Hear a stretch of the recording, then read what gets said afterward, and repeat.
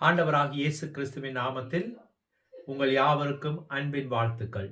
மறுபடியும் உங்களை சந்திப்பதில் மிகுந்த மகிழ்ச்சி அடைகிறேன். தொடர்ந்து நாம் நெகேமியா புஸ்தகத்தை தியானித்து வருகின்றோம்.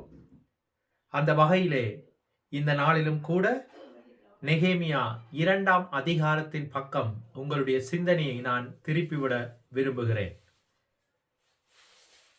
திட்டமிடுதல் அல்லது முன்னாயத்தப்படுதலை குறித்து இன்று உங்களோடு கூட தேவனுடைய வார்த்தையை பகிர்ந்து கொள்ள விரும்புகிறேன். திட்டமிடுதல் என்பது ஒரு தலைமைத்துவ வாழ்க்கையில் மிகவும் முக்கியமான ஒன்றாகும். அதுபோல எந்த ஒரு காரியத்தை செய்வதற்கு முன்பாகவும் முன்னாயத்தப்படுதல் என்பதும் மிக மிக அவசியமானதொன்றாகும். நெகேமியாவின் புஸ்தகம் 2ஆம் அதிகாரத்துக்கு என்னோடு கூட நீங்கள் உங்களுடைய வேதத்தை திருப்பலாம். பழைய ஏற்பாட்டிலே 604வது பக்கத்தில் இருக்கிறது நெகேமியாவின் புஸ்தகம் 2ஆம் அதிகாரம்.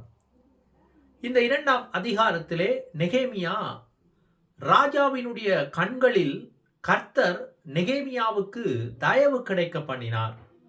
அந்த தயவை அவன் எப்படி பயன்படுத்தினான் என்பதைத்தான் நாம் இன்றைக்கு சிந்திக்க போகின்றோம். ஏனென்றால் நம்முடைய கர்த்தர் வாசல்களை திறக்கிறவர், சந்தர்ப்பங்களை கொடுக்கிறவர். ஆனால் பல நேரங்களில் தேவனுடைய பிள்ளைகள் அவர் திறக்கிற வாசல்களை சரியாக பயன்படுத்த முடியாமல் அவர் கொடுக்கிற சந்தர்ப்பங்களை தவற விடுகிறவர்களாக இருக்கிறார்கள். காரணம், சரியான முன்னாயத்தமின்மையும் திட்டமிடுதலின்மையுமே அதற்கான காரணமாயிருக்கிறது. எனவே கர்த்தர் திறந்த வாசலை எப்படி நெகேமியா கனகச்சிதமாக பயன்படுத்தினான் என்பதைத்தான் நாம் இன்றைக்கு வேதத்தினூடாக சிந்தித்து பார்க்க போகின்றோம். முதலாவது நான் உங்களுக்காக ஒரு வசனத்தை வாசிக்கிறேன். நெகேமியாவின் புஸ்தகம் 2ஆம் அதிகாரம் 6வது வசனத்தை நான் வாசிக்கின்றேன். அப்பொழுது ராஜஸ்திரியும் பக்கத்தில் உட்கார்ந்திருந்தாள். ராஜா என்னை பார்த்து, உன் பிரயாணம் எத்தனை நாள் செல்லும்? நீ எப்பொழுது திரும்பி வருவாய் என்று கேட்டார். இவ்வளவு காலம் செல்லும் என்று நான் ராஜாவுக்கு சொன்னபோது என்னை அனுப்ப அவருக்கு சித்தமாயிற்று.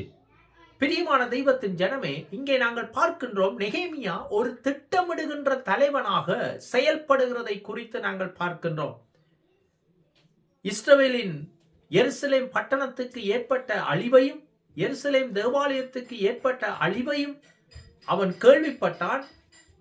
ஆண்டவருடைய சமூகத்திலே மனம் கசந்து சில நாளாய் துக்கித்து அழுது ஆண்டவரிடத்திலே ஜெபம் பண்ணினான்.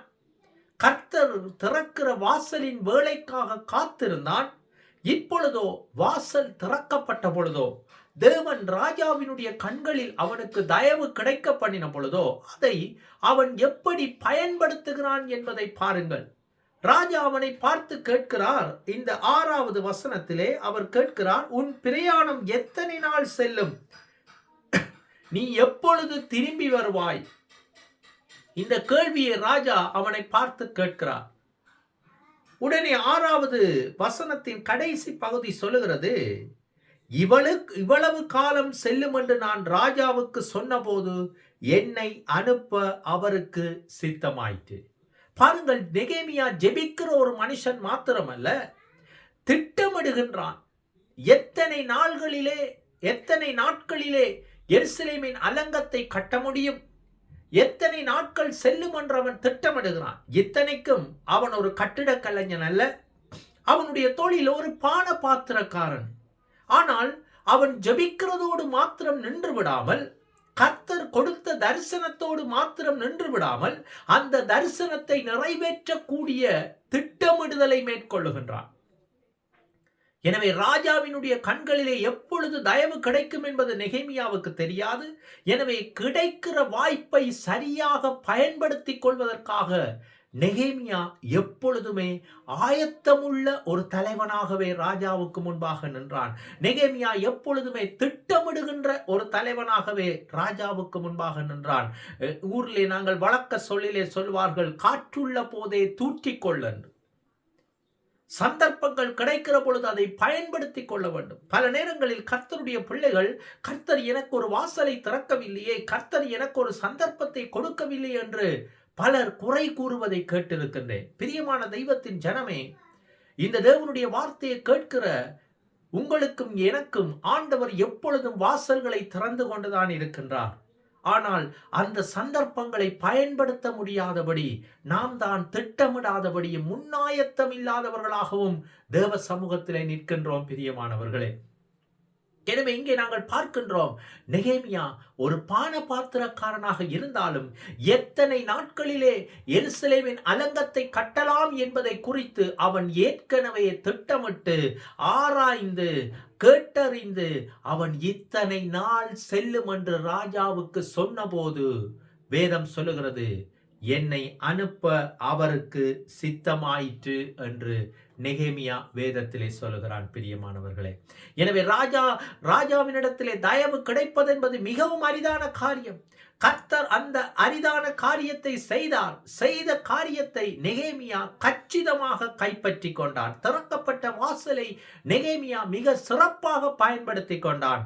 அது மாத்திரமல்ல, ஒரு கல்லிலே 2 மாங்காய்கள் என்றுதான் சொல்வார்கள். ஆனால் நெகேமியாவோ ஒரு கல்லிலே பல மாங்காய்களை அடிக்கிறான். அப்படி என்றால் என்ன? கர்த்தர் திறந்த வாசலிலே அவன் வெறுமனே தான் செல்லுவதற்கான அனுமதியை மாத்திரம் கேட்கவில்லை. 2வது அவன் கேட்கிறான். உங்களுக்காக நான் வாசிக்கிறேன் 7வது வசனத்தை.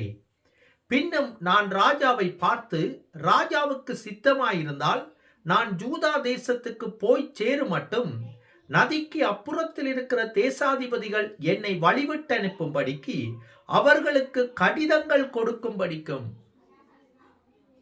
திறக்கப்பட்ட வாசலை அவன் எப்படி பயன்படுத்துகிறான் பாருங்கள். ஒரே ஒரு சந்தர்ப்பம் அவனுக்கு கொடுக்கப்பட்டது கர்த்தரால். ராஜாவினுடைய கண்களிலே தயவு. அந்த தயவினால் தான் செல்வதற்கான அனுமதியை மாத்திரம் அவன் கேட்டுக்கொள்ளாமல், தான் போகிற இஸ்ரவேலுக்கு பிரயாணம் போகிற இடங்களிலே இருக்கிற தேசங்களின் ஊடாக தான் பிரயாணம் பண்ண வேண்டுமாயிருந்தால் அந்தந்த தேசத்தின் ராஜாக்களுக்கு ஒரு கடிதம் கொடுக்கும்படி அவன் ராஜாவை கேட்டுக்கொள்கிறான். இது எல்லாம் என்னத்தை காண்பிக்கிறது என்றால், ஏற்கனவே அவன் மிக சிறப்பாக இந்த தரிசனத்தை குறித்து திட்டமிட்டு, எத்தனை நாள் செல்லும் என்பதை திட்டமிட்டு, எந்தெந்த தேசங்களினூடாக நான் பிரயாணம் பண்ண வேண்டும், எந்தெந்த ராஜாக்களுக்கு கடிதங்கள் தேவை, அந்தந்த ராஜாக்களுக்கு அனுமதி கிடைத்தால்தான் நான் போகலாம், இவை எல்லாவற்றையும் முன்கூட்டியே நெகேமியா திட்டமிட்டிருந்தான். பிரியமான தெய்வத்தின் ஜனமே, எனவே தேவனுடைய பிள்ளைகளாகிய நானும் நீங்களும் எப்பொழுதும் கர்த்தர் திறக்கிற வாசலுக்காக காத்திருக்கிறதோடு மாத்திரமல்ல, திறக்கப்பட்ட வாசலை சரியாக பயன்படுத்தி கொள்ளவும் எங்களுக்கு தெரிய வேண்டும். பிரியமானவர்கள், அதற்கு நாம் திட்டமிடுகிறவர்களாகவும் ஆயத்தம் உள்ளவர்களாகவும் முன்னாயத்தப்படுகிறவர்களாகவும் இருக்க வேண்டியது மிக மிக அவசியம். பிரியமானவர்களே, அது மாத்திரமல்ல, உங்களுக்காக நான் 8வது வசனத்தை வாசிக்கிறேன். நெகேமியா 2ஆம் அதிகாரம் 8வது வசனம். தேவாலயத்துக்கு இருக்கிற அரணின் கதவு வேலைக்கும் நகர அலங்கத்தின் வேலைக்கும் நான் தங்கப் போகிற வீட்டின் வேலைக்கும் வேண்டிய மரங்களை ராஜாவின் வனத்து காவலாளனாகிய ஆசாப் எனக்கு கொடுக்கும்படிக்கும் அவனுக்கும் ஒரு கடிதம் கட்டளையிடப்படுவதாக என்றேன். 3வது பாருங்கள், அவன் என்ன செய்கிறான்? தனக்கு திறக்கப்பட்ட வாசலை மாத்திரம் அவன் பயன்படுத்தி கொண்டு போகாமல், தான் போகிற வழியிலே தேசாதிபதிகளுக்கு கடிதங்களையும் கேட்டு வாங்குகிறதோடு கூட, தான் போகிற கர்த்தருடைய வேலையினுடைய தளபாடங்களை அவன் இங்கே ஆயத்தத்தோடு அதை பெற்றுக்கொண்டு போகிறதை நாங்கள் பார்க்கின்றோம். வனத்து காவலாளனாகிய ஆசாப்புக்கு ஒரு கடிதம் கொடுக்க வேண்டும்.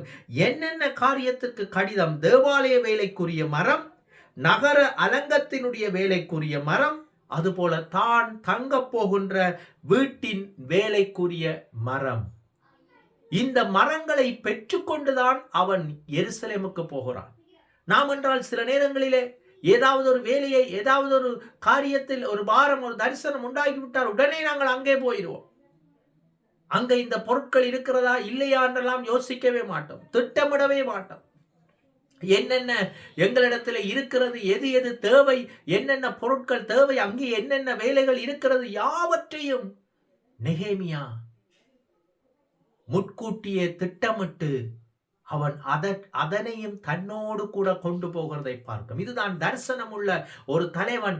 தனியே ஜெபிக்கிறவனாக மட்டுமல்ல, திட்டமிடுகிறவனாகவும் முன்னாயத்தப்படுகிறவனாகவும் இருக்கிறான். பிரியமான தெய்வத்தின் ஜனமே, கர்த்தர் உங்களுக்காக திறக்கிற சந்தர்ப்பங்களுக்காக நீங்கள் காத்து கொண்டிருக்கிறீர்கள். எனவே அந்த சந்தர்ப்பங்களை பயன்படுத்திக் கொள்ள வேண்டுமாயிருந்தால், கர்த்தர் உங்களுக்கு கொடுத்த தரிசனங்களை நீங்கள் சரிவர திறம்பட செய்து முடிக்க வேண்டுமாயிருந்தால், நீங்கள் திட்டமிடுகிறவர்களாக இருக்க வேண்டும்.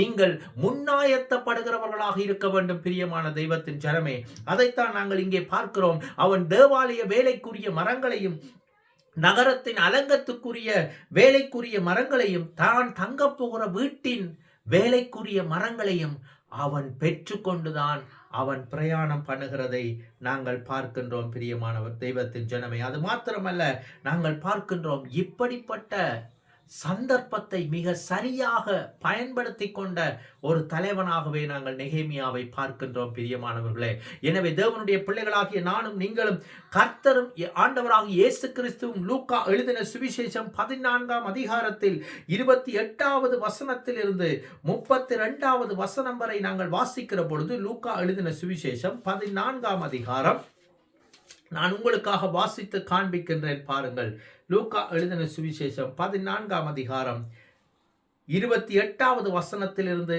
நான் வாசிக்கின்றேன். புதிய ஏற்பாட்டிலே 105வது பக்கம். உங்களில் ஒருவன் ஒரு கோபுரத்தை கட்ட மனதாயிருந்து அஸ்திபாரம் போட்ட பின்பு முடிக்க திராணி இல்லாமல் போனால், பார்க்கிறவர்கள் எல்லாரும் இந்த மனுஷன் கட்டத் தொடங்கி முடிக்க திராணி இல்லாமல் போனான் என்று சொல்லி தன்னை பரியாசம் பண்ணாதபடிக்கு அதை கட்டி தீர்க்கிறதற்கு தனக்கு நிர்வாகம் உண்டோ இல்லையோ என்று முன்பு அவன் உட்கார்ந்து செல்லும் செலவை கணக்கு பாராமல் இருப்பானோ? நம்முடைய ஆண்டவராக இயேசு கிறிஸ்துவும் ஒரு வேலையை செய்வதற்கு முன்பதாக, ஒரு கட்டிடத்தை கட்டுவதற்கு முன்பதாக, ஒரு அஸ்திபாரத்தை போடுவதற்கு முன்பதாக உட்கார்ந்து அதை கட்டி முடிக்க திராணி இருக்கிறதா, செல்லும் செலவை கணக்கு நீ பார்க்க வேண்டும் என்று ஆண்டவர் நமக்கு புத்தி சொல்லுகிறதை நாங்கள் பார்க்கின்றோம். பிரியமானவர்களே, எனவே திட்டமிடுதல் என்பது தேவனுடைய பிள்ளைகளாகிய எனக்கும் உங்களுக்கும் அவசியமான ஒரு காரியம். நம்முடைய தனிப்பட்ட வாழ்க்கைக்கும் சரி, குடும்பத்திற்கும் சரி, அதுபோல எங்களுடைய ஊழிய வாழ்க்கைக்கும் சரி, எங்களுடைய தொழில் வாழ்வுக்கும் சரி, யாவற்றுக்கும் நாம் திட்டமிட்டு முன்னாயத்தத்தோடு செயற்படுகிற பொழுது உண்மையிலேயே கர்த்தர் எங்களுக்கு கொடுத்த தரிசனங்களை மிக சிறப்பாக நாங்கள் நிறைவேற்றி முடிக்க முடியும். உண்மையிலேயே கர்த்தர் எங்களுக்கு திறக்கிற வாசலை நெகேமியாவை போல நாங்கள் கச்சிதமாக அதை பயன்படுத்தி கொள்ள முடியும். மறந்து போகாதிருங்கள், நெகேமியாவுக்கு கர்த்தர் திறந்த வாசலை நெகேமியா மிக சிறப்பாக பயன்படுத்தினார். ஜெபம் செய்வோம். அன்பின் பரலோக தந்தையே, இந்த நல்ல வேலைக்காகவே நாங்கள் துதிக்கிறோம். கர்த்தாவை, மறுபடியும் நீர் கொடுத்த ஒரு சந்தர்ப்பத்தில் ஆண்டவரே, உம்முடைய வார்த்தைகளை சிந்திக்க நீர் எங்களுக்கு கொடுத்த கிருபைக்காக ஸ்தோத்திரம். கர்த்தாவே, இந்த நாளிலும் ஆண்டவரே, ஜெப வீரனாக நெகேமியாவை நாங்கள் பார்த்தோம். ஆண்டவரே, தரிசனக்காரனாக நெகேமியாவை நாங்கள் பார்த்தோம். இந்த நாளிலும் ஆண்டவரே, திட்டமிடுகின்ற ஆண்டவரே, முன்னாயத்தமுள்ள ஒரு தலைவனாக நெகேமியாவை சிந்திக்க நீர் பாராட்டின தயவுக்காய் ஸ்தோத்திரம்.